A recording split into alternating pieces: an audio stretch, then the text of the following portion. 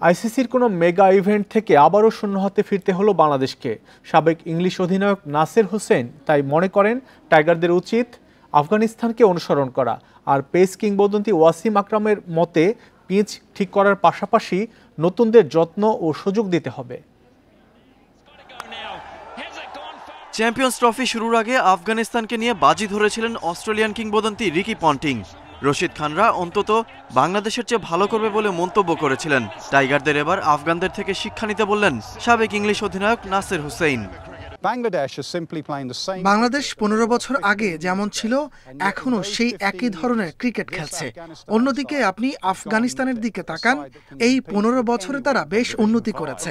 যে কোনো বড় দলের বিপক্ষে লড়াই করার সামর্থ্য আছে ওদের। টাইগারদের সমালোচনায় যোগ দিয়েছেন কিংবদন্তি পেসার ওয়াসিম আকরামও।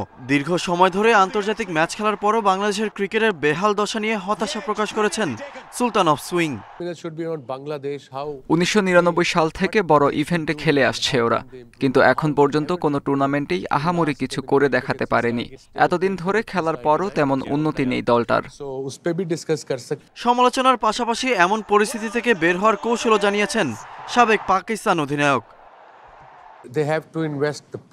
প্রথমত পিচ ঠিক করতে হবে, সেখানে হাঁটুর ওপর বল ওঠে না। তাছাড়া নতুনদের যত্ন নিতে হবে। মাহমুদুল্লাহ মুশফিকের অবসরের সময় হয়ে গেছে, ওদের পরিবর্তে কোনো ইয়াংস্টারকে খেলালে হয়তো ভালো পারফর্ম করত।